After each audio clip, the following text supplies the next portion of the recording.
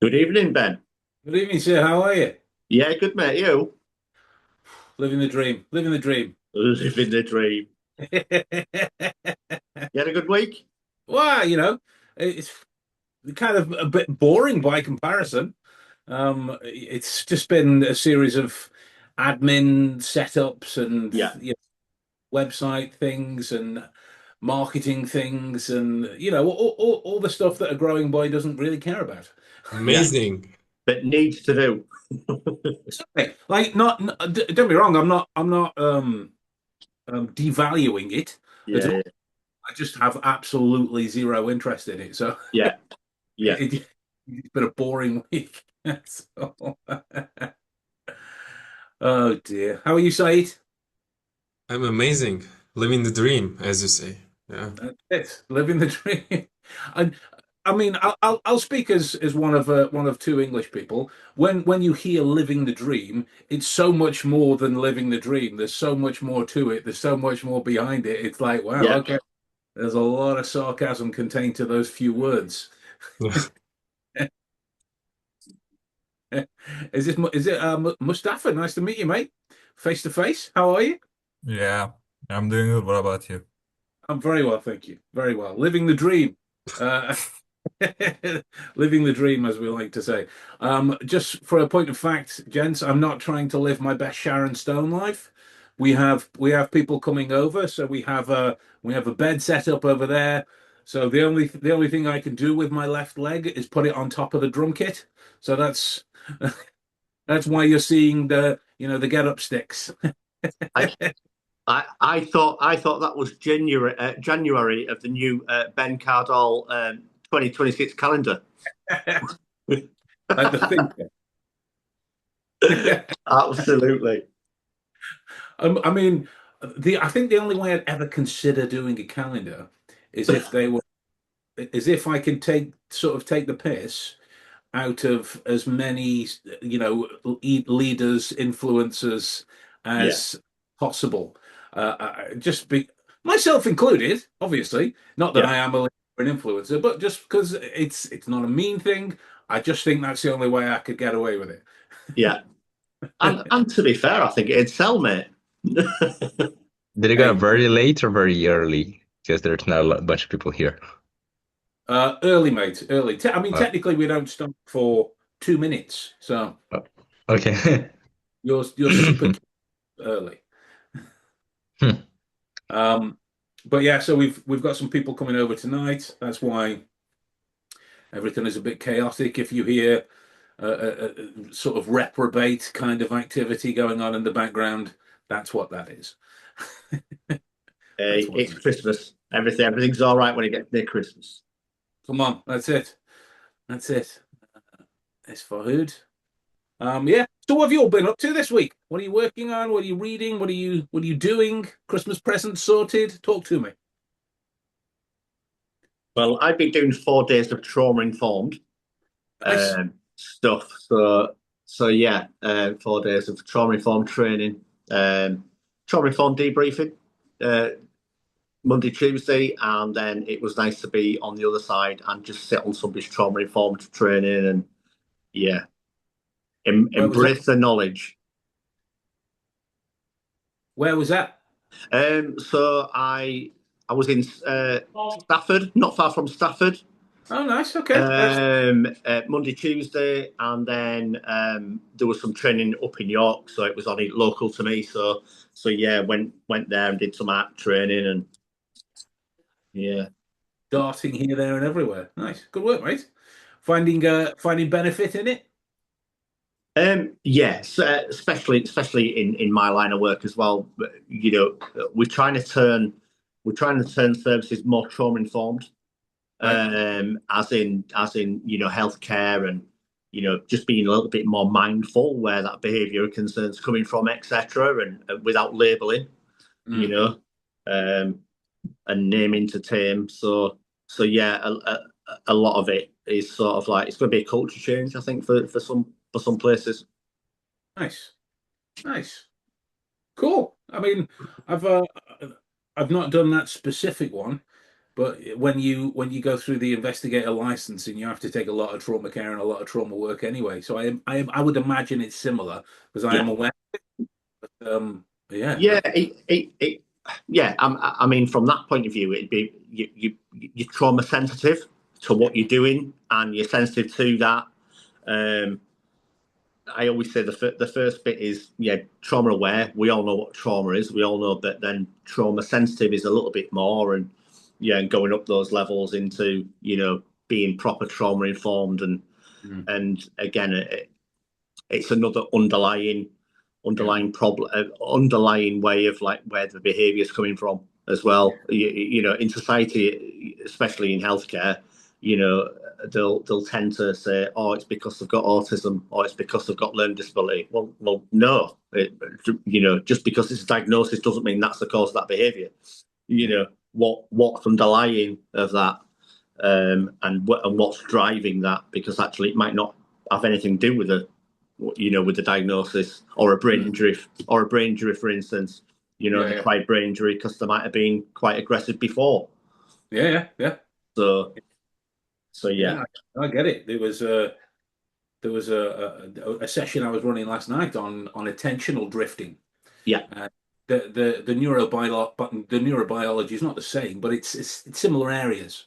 Yeah. So there's similar affects that underpin reasons for attention wandering, and a lot of the times it's down to predetermining what the future is about to hold when you really don't have the information to do that anyway, or it's some neurodiversity of some kind. Or it's some, or there is by and large some kind of trauma involved, and there is a repeated awareness level that perceives threat towards attention, so there are already exits and safety in those situations. And that was one of the things we were looking at last night, where you can't, what's the right word? Unlearn ADHD. You can't unlearn autism. It's part of your makeup. It's part of how the brain has evolved at that stage. But what you can do is develop habitual practices that mitigate the influence. But for me, regardless of of the diagnosis, the drivers and the patterns of those behaviour is exactly the same as everybody else. It is just because I've got autism, for instance. It's a different part of my brain which is making me more hypervigilant or not understanding the world around me. And if we all don't understand the world around us or the situation that we're in, we all go into a state of survival anyway, because that's evolution. So I'm getting into that mindset of, do you know what, a society, we do label to make it, and whether it's to make it easier for us to understand, that actually if you strip it all down, somebody with autism who's stimming, well, in that a pacifying self-soothing behaviour, which we all do. It's just the way that they stim or the way that they show it is what's seen out of society's norms. So we do an entire month on mental health aspects. In this type of thing in year 2 of RLS. So this is it's valid conversations for what we get into when that time comes. It's interesting when you think about when I did a podcast on it with Bob a couple of months ago. The notion of stimming is self-soothing, but it's for some it's also a dispensary for excess energy when it's built up too much. You don't really know what to do with it, and which case it connects back to how we will go through that term reading people, but it's the thermodynamics of behavior, we call it, because it's just chanting and following and reasoning with how people choose to expend the energy that they have. It's and that energy is, somebody like that it's that cortisol, it's that adrenaline that's going, because i.e. my brain is telling me right now in this moment I don't really get where I am, so therefore I go into a state of survival. I don't understand the world around me, and people don't understand me, and I'm getting stared at because I'm acting differently. Well, that was one of the things that me and a friend of mine we've been working on for a couple of years, and again it's in year two, but there's also a book on it in the community somewhere. Yeah, Um, we call it 12 approaches. You know, the freeze, flight, fight. yeah, There are nine more. right. There are nine more. Well, technically speaking, there are three more anyway that don't really get spoken about a lot. Yeah, fight, flight, freeze. Is it flock Fawn, and form? ten befriend and fawn. But there are six others on top of that. Is it That like it's not comply, but it's I forgot it. It's like when you let the person do whatever. It's not freeze, but it's like it's complying is one of them, and all like right, posturing. let me drop an inadvertent challenge to the only person that's about to go into year three, who's here. Said, we have freeze, flight, and fight. What are the other nine? Pawn, tend, befriend, blend, merge, flow, shapeshift, bind, distract. Right? Interesting you landed lastly on distract, because that's the one you always do all the time. Well, you'll find that when you add this additional degree of granularity towards stressful scenarios, Yeah. it's such a more relative understanding of the individual, because it's not just a huge horoscope of behaviors that have been pushed into freeze, flight, and fight. You know, it's that there is more of an understanding when you look at somebody that is who might choose fawn in a situation and just completely agree with everything that's going on. Yeah, you know what, you're right. You know, absolutely, please. Yeah. You know, these types of things, or the blends that you'll see, the blends that are interesting, because the blends very often are people trying to make themselves invisible, wide out in the open, right? So Yeah. this will be in situations where you might in these situations you might keep yourself on mute the whole time. You don't have to say anything in the session, but keeping yourself on mute the whole time is a kind of implied anonymity to it. You Yeah. know, there's one of my favorites is fast becoming the difference between merge and flow. In that merge is the decision to go along, but flow is just kind of, yeah, whatever. We'll take Yeah. the stress things in and we'll put it over there and we'll deal with it later. You know, seen in a lot of people that really don't know how to navigate stress, and you'll find this with, I mean, you'll see it a lot as he's an English politician. I don't know how well he travels on the telly. Nigel Farage, I say politician. You know, there's Yeah. but when he's talking about, I never directly racially abused anyone. You know, Yeah. there is an attempt of a bind in there to bind the position of the question to believe that he's answered it, but there's the attempt for merging and flowing in those situations to go back. Yeah. You know, it's there's a full I think it's like 180 pages, something like that. Yeah. Breakdown of all 12 in there. I'm real proud of it. It's real, and it's real relevant to what you're talking about. Those Yeah. stressful situations. There are people that go to fight. There are people that go to Yeah. fight. But like, how do we reference the people that flee? But they only flee in here. They don't Yeah. actually go anywhere. Yeah. You know, that those are the interesting situations. The granularity that's needed specifically Yeah. for a stressful situation. I mean, I can't tell you the amount of people we've had success with on the doors, just looking Yeah. into approaches on the way in, and the mitigation of potential violence and threats around those particular settings that we're in. Apologies to anyone that joined in during that discussion. It's not gloom, right? But we were mid flow on the chat. So, Yeah. so how's everyone else doing? The question was, what's everyone been up to? And then me and Paul just went on a bit of a rampage. Do you know what a channel? It's a YouTube channel called Heart to Heart. No, No, he does self-defense martial arts tips, and he talks about the responses that there are more than freeze, fight, or flight responses.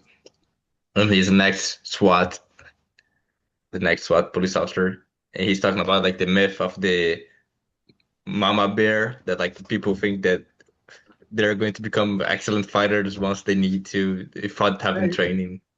I mean, he's right, and that's the reason we push it, because obviously with my background, it's particularly relevant to the security industry, but it's just as relevant for coaching, for therapy, for sales, for relational building, for business development.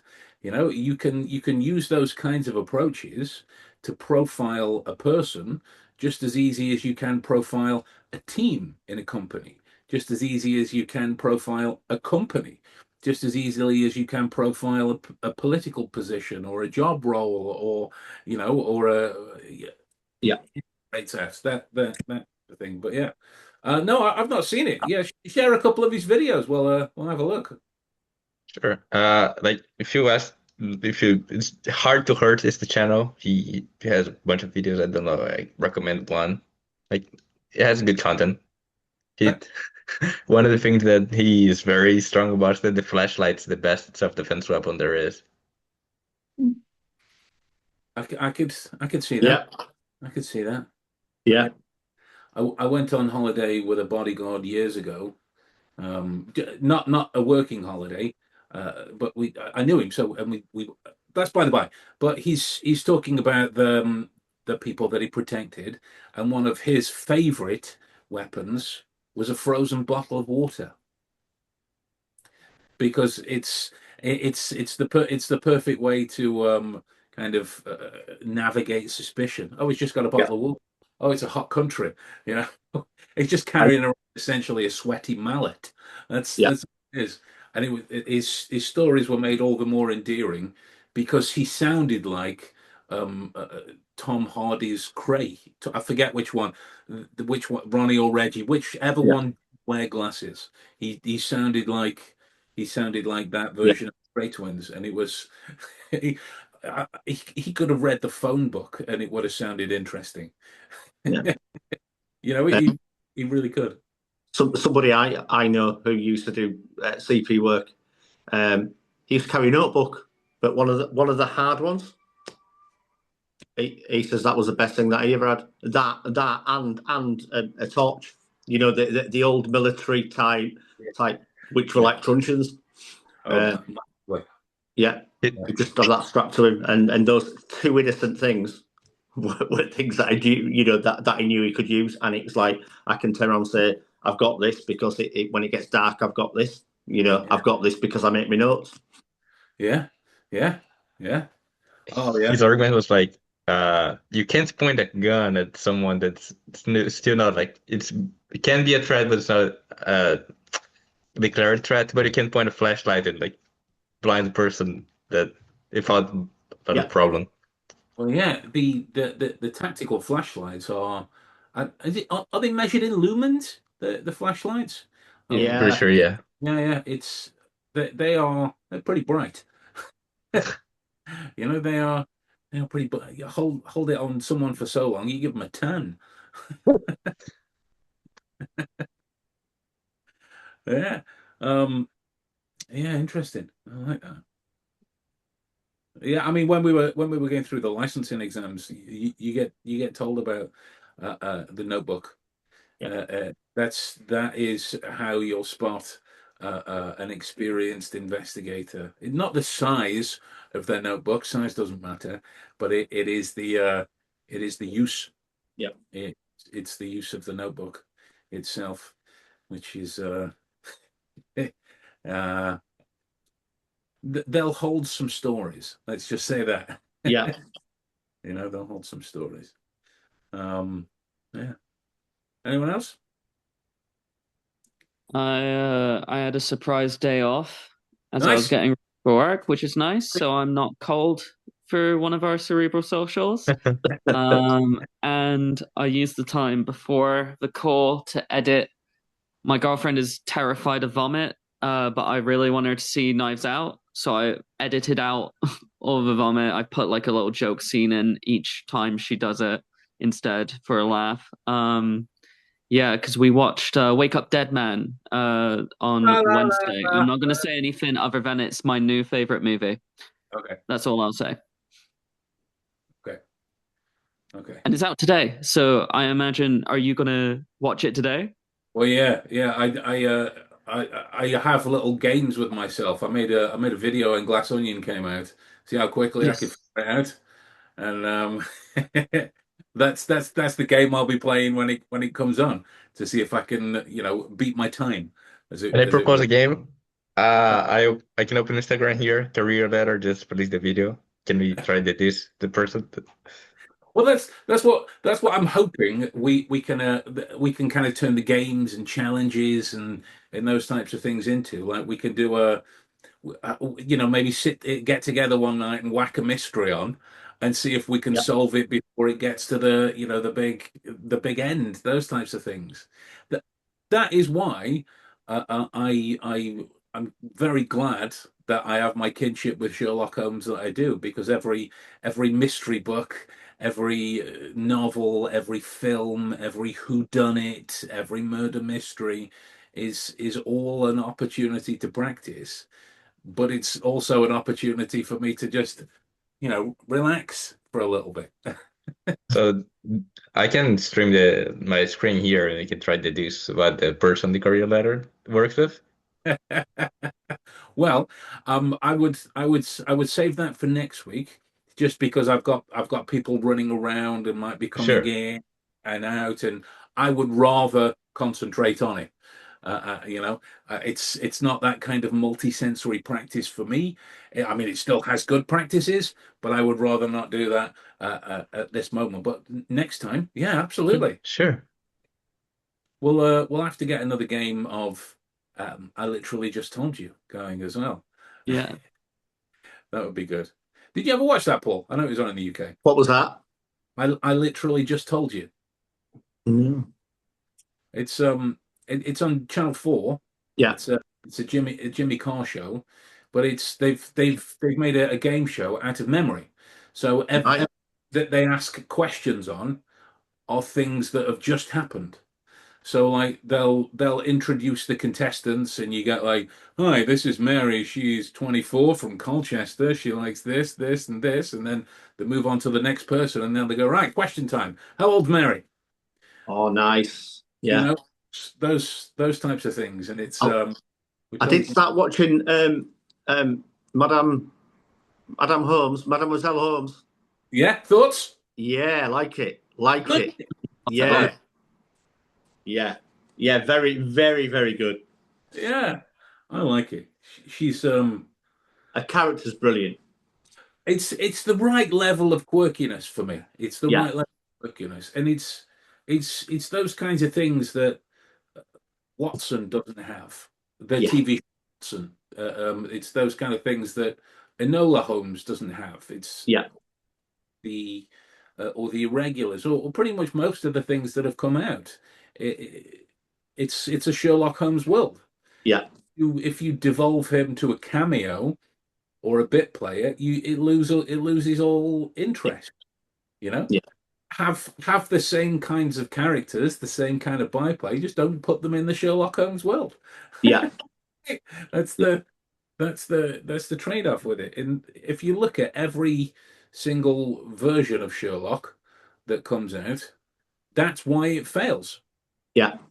That's the one corollary with all of them. It tries to do something different. Oh, Will Ferrell, yeah.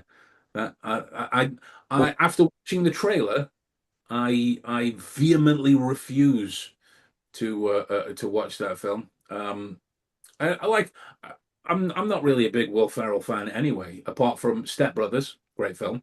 Old School, great film. Zoolander. What was that, mate? Zoolander. Not actually a big fan.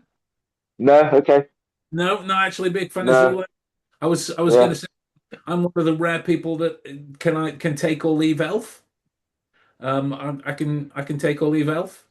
But the other one was he plays Harold. Stranger Than Fiction is a Will Ferrell film that it's kind of more of a drama romantic comedy, but he starts to hear Emma Thompson's voice in his head as though she's writing a story about him. Oh And yeah. the author, Emma Thompson, her characters always die in the end. And the story is about him trying to get away from this voice, but actually live his life, and then try and find Emma so she doesn't actually kill him. And it's he's really good in it. Yeah, he's really good in it. Cards on the Table, he's really good. But yeah, those are the only Will Ferrell ones I've ever enjoyed. And Holmes and Watson, after that trailer, I'm like, nah, no, thank you. I watched the first 20 minutes of it and I was traumatized by it. It was horrible. Like they dismantled the Sherlock Holmes character. Right. And the interesting thing was I also didn't want to watch it because I don't usually watch that much of comedy. But a friend of mine said this is a masterpiece, and he was very persuasive. He said, "Okay, I'm going to watch it," and I'm never going to listen to him for movie options, movie suggestions. Never gonna happen. Yeah, it was very horrible. Yeah, and You've you haven't seen spoken. Go on, sorry, Alex. go ahead. Oh, No. have you seen Without a Clue? I was just going to mention that. I was just going to mention it. That it's what a film. I What a still film. keep my opinion that even though it's a fundamentally different character, House it's a better adaptation of Holmes than most Sherlock Holmes TV shows that have been released in the last few years. Is that the one with Michael Caine? Is that the one? Without a with Michael Caine. Yeah. Yeah. Yeah. I've never seen it. Mate, Well, it's a Worth a comedy. watch. It's a comedy. Okay. And it's kind of it's a bit meta in the sense that Watson still writes the stories of the crimes, but Watson's the clever one. He just uses Holmes as the character to write the vehicles through, and it's a good. Okay. It's Michael Caine and Ben Kingsley. Okay. Oh. Yeah. Ever watched Southampton, okay. one movie that's very good? It's Mr. Sherlock Holmes. It's an older Sherlock Holmes. Watson's already dead. Mycroft's already dead, and it's Yes, a very I know good what movie. you're talking about. That's Kelly. God. Ian, no, it's not. I Yeah, forgot Ian his, McKellen. it's Ian Ian McKellen. McKellen. Ian McKellen. Yeah. Yeah, Yes. Ian McKellen. I did enjoy that film a lot. I think that's when I started first getting into Sherlock Holmes as well. So that is a special place in my heart for sure. Good book. It's a good book. There's there was an interesting dramatization of the how can I explain it? There was a case that Arthur Conan Doyle worked on in between killing off Sherlock and bringing him back in Great Worley, which won't mean anything to most of you guys. It's just on the outskirts of Birmingham. There was a book written about it called Arthur and George, which was a really good book, but it was made into a short run TV show with Martin Clunes playing Arthur Conan Doyle, and that was a good reworking of the misery that Arthur Conan Doyle felt towards Sherlock at that time, because he didn't like him. There's a movie with it's not Sherlock Holmes. It's Edgar Allan Poe, but it's with Christian Bale. It's Pale Blue Eye. The Pale Blue Eye. Ever watched it? Yes, that's a good movie as well.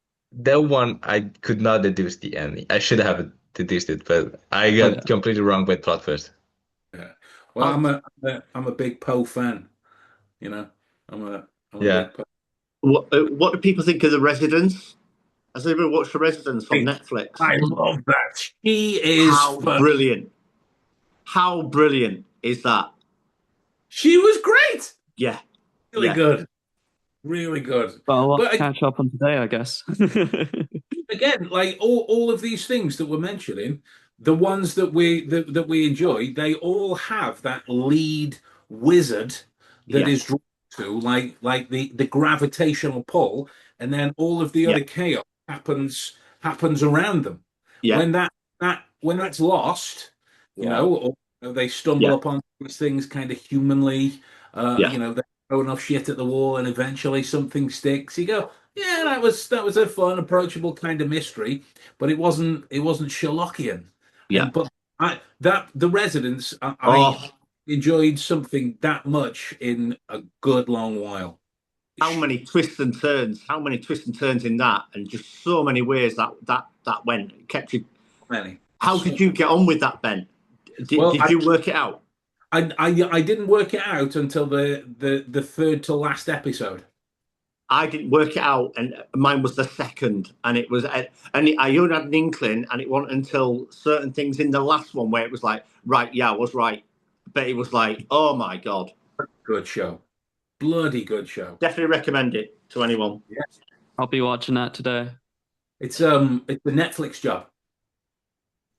The Netflix job. I didn't know this thing's for me. Yeah. Oh, yeah, brilliant show. But like to that end, if you look at the Ryan Johnson and the Knives Out mystery, he was involved in Poker Face. Is anyone aware of Poker Face? I love Poker Yes. Face. It got me into Columbo. It got me writing my own book thing that I'm doing for like a Columbo-esque sort of character. Kindaichi Kosuke. Dinan isn't here to appreciate that, but I'm sure he'd know who that is. Old school sort of Japanese detective novels. Yeah, he definitely would. But yeah, Poker Face, he's great. He's great. You know, if you've not seen her, Paul, she'd make a phenomenal mentalist. Who's this? Poker Face Is that the one where with Natasha. Yes. was she set? Was it set in Las Vegas? Yes. The Yeah, The first first- episode is in Las yeah. Vegas, yeah. yeah, the first one. I'd seen the first one. I didn't know there was a second one out. Yeah, Like a whole two cancelled. seasons. It's been cancelled, so there's 2 series. Right, Is it Is it a film or is it a series or Series, Poker mate. Face? series. is it the one with the like Groundhog Day? No. No, that's Russian Doll. Yeah, no, she's basically a kind of a reprobate kind of you know, down in the dumps, but she's got this skill where she is a human lie detector. Nobody can lie to her about anything, no matter how big or small the lie is. You can't do it. And then anytime somebody lies to her, she just says bullshit. Yeah, Like she's thinking about it, it just happens, just bullshit. You know, it's an interesting watch because it's got this whole Ryan Johnson Knives Out big reveal ending. There's a lot of twists and turns to the narrative within each little mini episode, and it's really good. I love a directness and a rawness. It's just like, She's great. Yeah.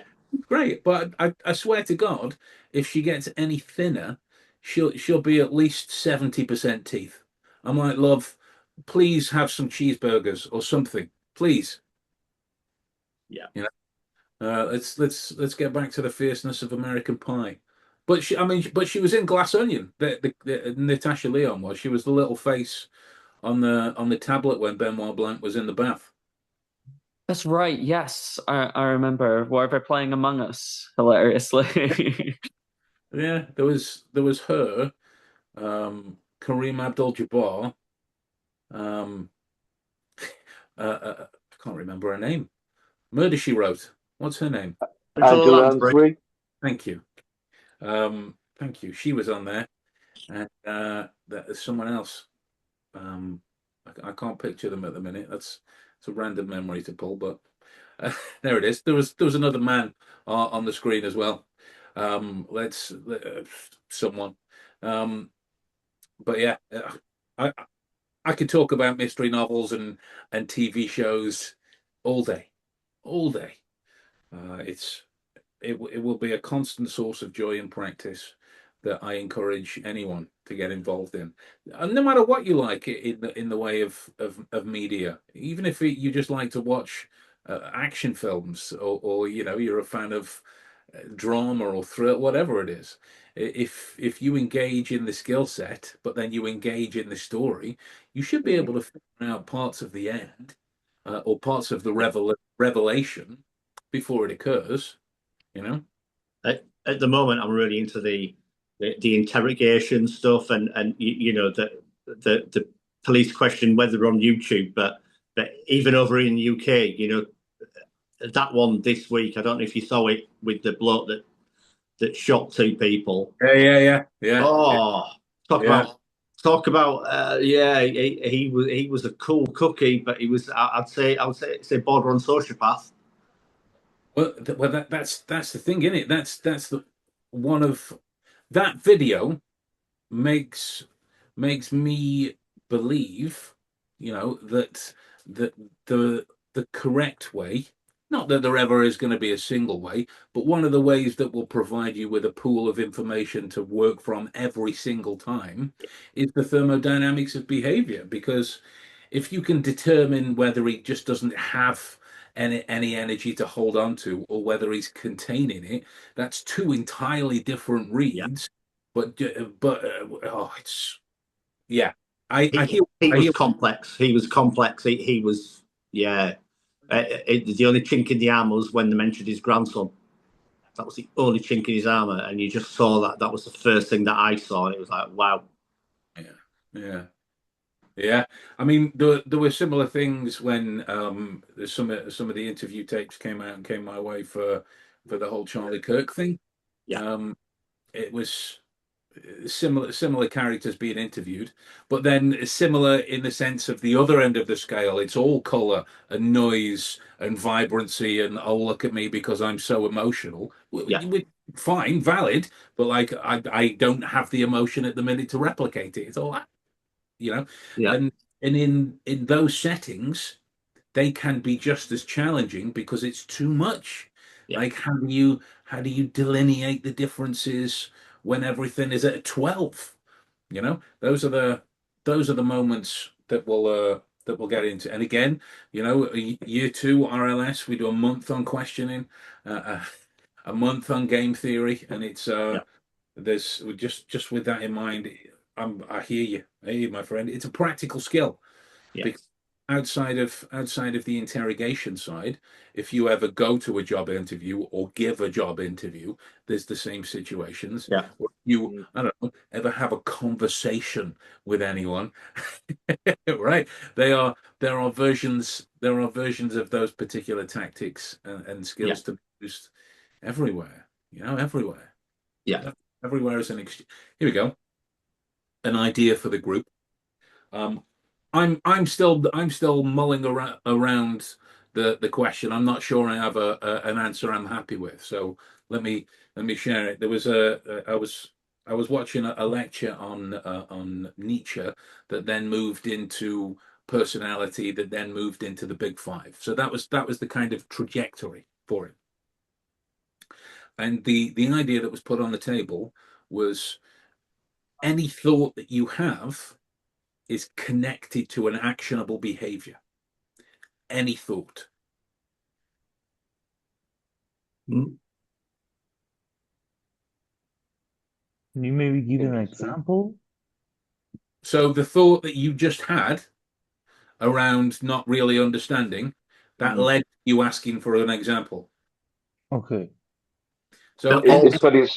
But also made us have so many expressions. Even thinking about it. As soon as you said that, Ben, I was like, right, how do I not have a thought that's an actual behavior? But that in itself is an actionable behavior. So yeah. It's interesting, isn't it? Yeah. For some reason, when you said that, I just thought orange. Well, you could argue then that the reflexive bind that you are in through your personality makeup is challenge. Yeah. Right. This is the interesting trade-off in that situation. But I'm still not entirely happy with my answer on that. I agree with all you guys. I totally agree with all you guys, but I'm not settled on the succinct way I would explain it yet. But it's interesting when you raise that idea to people who work in the forces or believe in body language in the sense that I have seen this, therefore this. You know, when we know humans don't work that way, and then you raise this idea that a thought means an action. So how does one infer from the action in relation to the thought when it is the thought that started it? But also the action from the thought has to be congruent. So it has to be the whole body that's congruent, rather than, I don't know, I try to cover something up, which part of my body would be able to do it, but then you look at other parts that can't. 100%, mate. 100%. And also, go on, Said. Yeah. Also, some thoughts can lead to not taking any action, which would also indicate an action, because not taking an action also is an action. And you can also read it as a behavior. Yeah. Yeah, because people think action's movement, and action doesn't have to be movement at all. It could be just a little subtle thing. Like blend. Yeah. Yeah. I mean, this is why I tell people that when it comes back to attentional control and memory and all that kind of mindset stuff, that making the choice to switch off is just as important as making the choice to turn it on. Yeah. Right? Because it's a clarity about it. That there are arguments in clinical and social psychology that all human behavior revolves around being, thinking, feeling, and doing. And people go, well, what about doing nothing? Well, look at how you just described that. You're doing nothing. Right? There's still actions to that, and it's opening up those thought patterns. This is again why I quite like philosophy, because just as a side note, it gives me interesting ideas to kind of bring back to the work. It's the Viktor Frankl thing of between a stimulation and response, there is a space. And all we look to do in our work and use of these skills is make that space as big as possible. It's not requisite for time, just making the space as big as possible to give ourselves enough room to properly think and process about the whole thing, you know. But yeah, I'm not going to start talking about philosophy, because I'll end up talking about stoicism, and that's when everything goes, I'm out, this dude's boring as shit, see you later. Do you want to play a game? All right, Jigsaw. Yeah. I thought same. Yeah, Jigsaw. Okay. He's going to ask about the water bottle that he's drinking. No. I was going to ask, what was I wearing last week? Ooh. Was that in the call? My dreams afterwards. In the call, like in the Cerebral Social. I think you didn't have your camera on. Coach. Yeah, your camera's off. Your camera's off. Camera off last week. Yeah, it was. Why? Because you're the coach. Because you're on a coach. You're on a coach trip. Okay. Nice. Then the next question, which is a leading question. Who's driving the coach?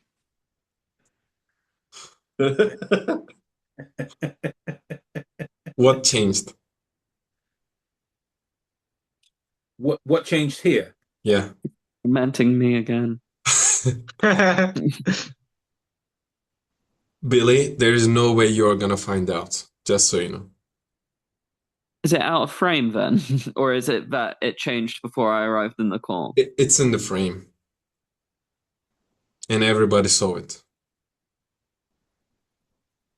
Probably you changed it now, right now? What? You changed it right now or before? I mean, in this session.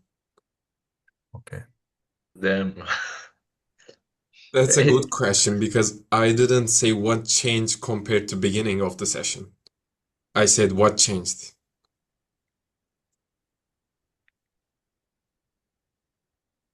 I think nothing changed. Okay.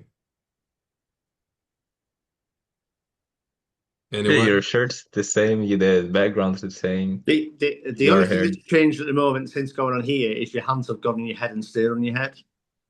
So your gestures changed, but that's only in the last 2 minutes. So my question would be what is the time frame of that change? Yes, good question. I'm gonna give you the time frame compared to other sessions. Compared to other sessions. Yeah. It's on to you guys because I've already been. This is only my second session, so I'm not That's sure. true. Andy was on a coach for the first one. That's true. Well, the angle of your camera is different in your room. I can't see the light bulb and everything, so. I'm giving the answer then. What's the camera? It's another camera. Yeah. Yeah. He took that idea from me the other day. I said one day he's going to just change the camera. He's just going to change the camera, just completely same angle. Yeah. There was a guy that used to be in RLS too, but he had to leave. I would personally target him with that game, but only with my glasses. So that, like, I would change pairs and whatnot, but then I got him 4 times in a row with glasses that didn't have any glass in. Don't get me wrong. That was just for him. Yeah. And I knew he was hyper aware of the whole thing, and so it was just to see if he'd pick. I mean, he get it a few times, but yeah, and you know, for everyone starting out on RLS1, there'll be some of that. There'll be some of that. Like I think the best one I've ever done was on year 2 when I'd started the class and we were going away and there was the discussion on, and they hadn't noticed that the class was a video. Like the class was a video. And so I paused, and like, is the you know, is it technical difficulties, is whatnot? Then I brought up the live feed. Who spotted it? Oh, you bastards! You bastards! I was gonna ask Sight who hurt him, but now I get it.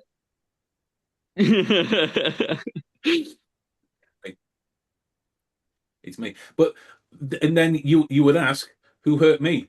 It's Adam downstairs. Oh, is Adam there? Yeah. Cool. It's been a Yeah. while since I didn't see him. Yeah. Like for years.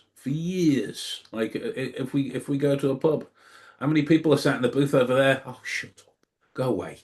I saw the video. What are the color of the flags in the background? Yeah. I mean, it was like, I love it. I love it because there's nothing quite like going, I've got nothing. Yeah. How can I figure this out? You know? Yeah. I love those moments. And like I had a situation when I was being interviewed for the newspaper, when the first round of the web series came out years ago, and they were talking about what it was like, and I almost stupidly mentioned these things that Adam would do to test it, and then we ended up making sort of secret camera films with it. And the guy went, so what's the second button down, third one over on the coffee machine in the corner? And I was like, these aren't binoculars, like, yeah, you know. But and so I'm like, I genuinely, for even when I mean, I'll tell you the after part first, and then I'll explain how I got to the answer. Even when I turned around to look after I'd given him the answer, I still couldn't read what it was. It was that far away. But so my rationalization for it was, I knew it was 16 buttons. So I knew there was 4 across and 4 down. So I'm thinking, well, what would be the most common first? It would be things like black and white coffee, and then, all right, black and white tea, and then maybe hot chocolate, maybe soup. Sometimes happens in the hospital versions or at football grounds. And so I kind of gone through all the decisions of like the most common to what I determined to be the least common for a newspaper.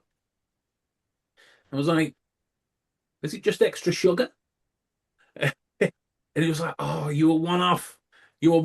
I'm like, wow, well, there you go. I'm not claiming psychic skills. I'm just claiming to be hyper aware. He was like, that was pretty good. But in my head, I'm thinking, I just reasoned that out. I couldn't see what was there. Couldn't even see it. So It was just the breakdown. But it's those situations that are real world parallels, because there may be situations where somebody asks you something, your brain goes, it's Remember up to what the you. button was? Sorry? Do you remember what the button was Yes. that he was asking for? It was extra tea bags. So no cup, no water. It was just an extra tea bag. I was going to say Interesting. cappuccino Okay. because, like, for the machine, they've seen like normal coffees and then cappuccinos on the second one. I was thinking maybe like hot water, because sometimes you just want water, and that's kind of situated But yeah, off to the side of flavors and I stuff. think the hot water normally is like at the last button on the right. Yes. Hot Well, water yeah. was the 16. It was the very last one. Ah, okay. I wasn't too far off then. Yeah. But this again, this is my point. Is when you don't have an internal flight in the face of challenge. Hello? Thank you. You haven't got to whisper. They know I live with a woman. Thank you. I mean, see that? I didn't even have to ask. Look at this. Beautiful service. One question I was curious about: how did you fight the urge to call like your daughter Irene, to name your daughter Irene or your son like Mycroft? Well, there's quite an easy go to that. The mother of my children is not a nice person. Not a nice person. So I was determined to get gleeful characters in there. So she's called Phoebe because of Phoebe from Friends. And my son is called Gabriel because of Gabriel Byrne in End of Days, who played a really good version of the devil. if you've not seen it. But don't get me wrong, Paolo, I did ask. But it's with Irene. My mum's name is Irene, and so that's why I was trying to say, like, my mum's name is Irene, and this, and it'd be a lovely family thing. Didn't bring up the whole Sherlock angle at all. And your own national anthem. Come on, Irene. No, that's Eileen. Never mind. You can change it to that though. This is true. But yeah, there was the closest I've come was a friend of mine. I think there's multiple people now just popped into my head. I think there was a couple of maybe one guy at Mines, Paul Ian is a name that's popping in there, who named his dog Sherlock and Watson. Ian Ragg. Yeah, Ian Ragg. Yeah.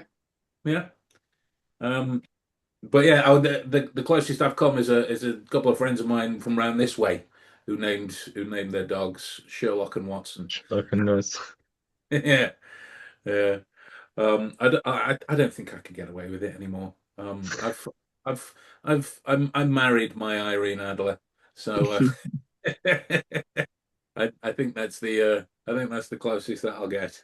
It's the closest that I need to get, to be honest.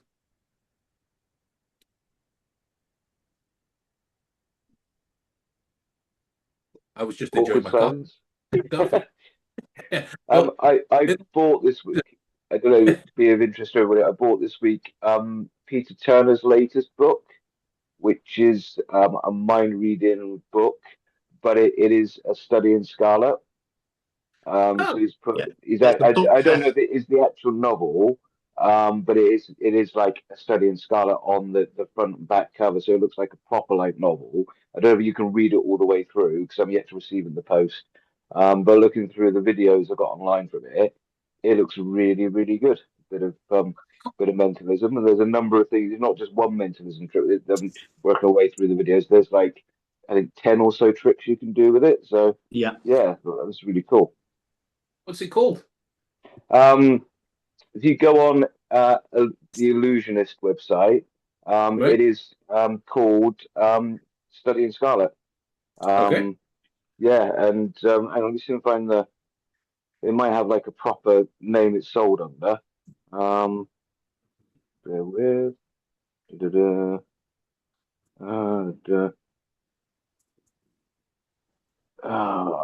I think he also did one with Dracula as well, Ben. That's right. Yeah. Yeah, which was part of a one of the illusionist mind reading sets that he'd done. The first one. Yeah. Yeah. The official title of the is called Study in Scope. The official title of the product is Revolution Book Test. I've got it. I get it. Yeah, Mike, a few years ago, good number of years ago actually, Michael Murray tells me to come to the bar at the Ruskin. He's going to show me some stuff, and he's got something for me. Gives me a copy of The Hound of the Baskervilles. I'm like, amazing, thank you. He's like, no, it's for a book test. Have you figured out how Christian Grace does the Enigma thing? Yes. Yeah. It's I mean, very clever. I mean, Paul, you can tell you, has he done it for you in live, Paul? Yeah. When he did it for me live, I was like, that dude's just read my mind. Like, He did it the same year at Mines. Oh, did he? Okay. Yeah. Nice. Yeah, okay. because that was just before he was releasing it. Yeah. Yeah, at Mines. I mean, if he'd have said, I've just genuinely read your mind, I'd have been like, I believe you. Yeah. It is so good. In fact, it was 50% off, I think, on Vanishing Ink. I don't know if it was yesterday. But like when we were, I mean, because I bought it from him, so we talk about the methods and whatnot, and he's got a whole forum for it. But what fascinates me more, this is why I would love to do a series of podcasts, just picking the minds of magicians, mentalists, people that solve impossible problems. Yeah. It's kind of a long-winded thing, but like when I was talking to Christian about it, he was going down the whole Netflix thing of like when you put in a letter, it brings up these movies, and then when you type in like, how does Netflix know what I want? That he's like, there's got to be something there for me to use. I'm like, to get from that to Enigma, is huge. But so like clever. The whole impetus for it, again, creative wizard Michael Murray, when he was on my podcast a few years ago, me and Adam were talking to him, and it was just the way he phrased it. It was like, I wanted to be able to predict the lottery, blah, blah, blah, working away, blah, blah, blah. So anyway, when I'd solved the lottery, blah, blah, blah, I was like, whoa, back up. Yeah. Back up. You can't say that cavalierly and expect me not to jump on it. You've solved the lottery? What do you mean? And I'm convinced. Well, I'm convinced only that it will interest me, but I'm convinced that it will be of note to hear how people think about problems that are considered impossible. Yeah. That's I think there is a value to that way of thinking. And I know Tel has been involved in some neuroscience studies on the thing of the magician and that kind of aspect. So there is some scientific weight to it. Yeah. And on the plus side, people get to show me magic tricks, and that, yay, yay. So long as I don't have to be a part of the magic community, I'm fine. Yeah. Have you still got that effect of mine? Have you? Yeah, I do. It got every time I go to a gig, it's in my briefcase. Is it? Yeah. Is that the oil and water one or Word in Mind? It was the full deck. The full deck. Yeah, it was the full deck. But guys, if you're interested in playing cards, I'm not hawking his stuff. Paul runs a phenomenal line of playing cards as well, and interesting. You've got two versions of it now, Paul. Is that right? There you go. Don't know if you can see that. Oh, they're beautiful. They're beautiful. That's V2. Yeah, beautiful. And when I'm practicing for memory competitions, having multiple decks helps me. Yeah. Not like multiple bicycle decks, so it's all the same thing. I like having different versions of it.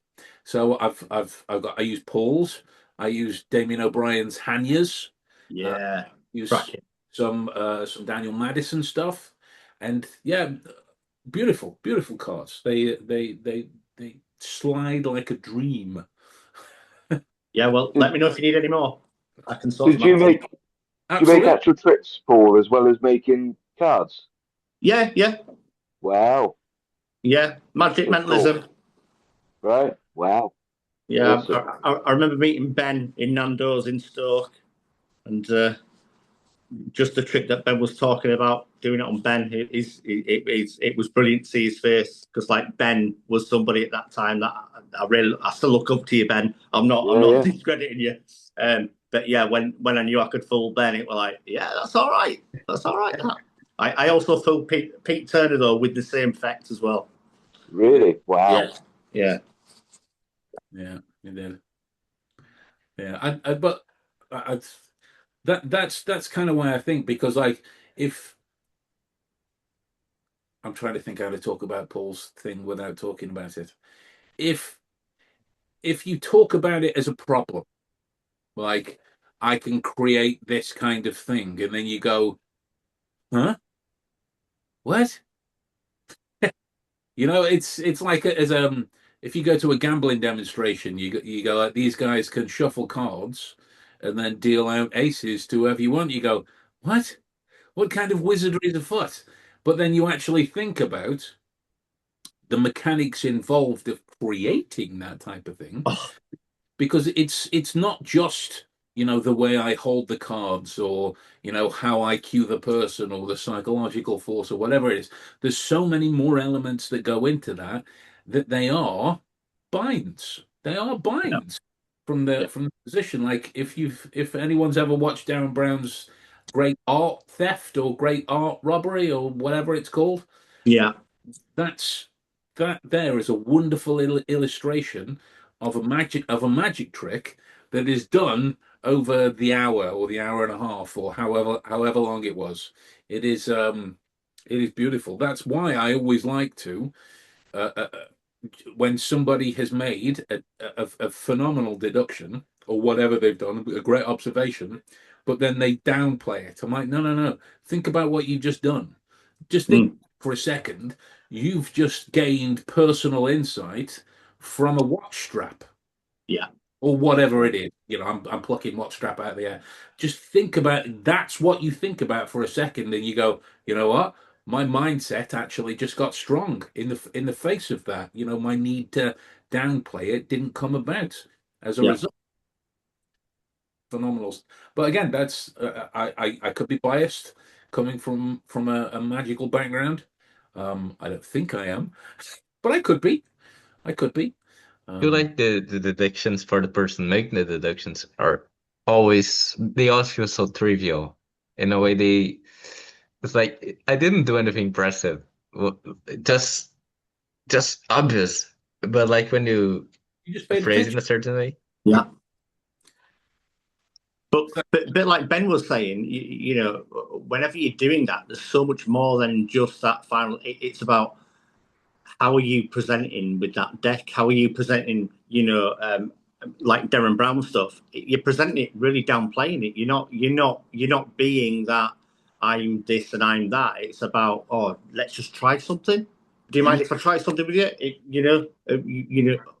It's about what those hidden subtleties, which took me years, and you know what, to be fair, Ben, I'm still down here and I want to be up there, but it is about finding those subtleties that work for you, and then help you influence, and like you were saying, somebody was impressed with what you did and it was really simple.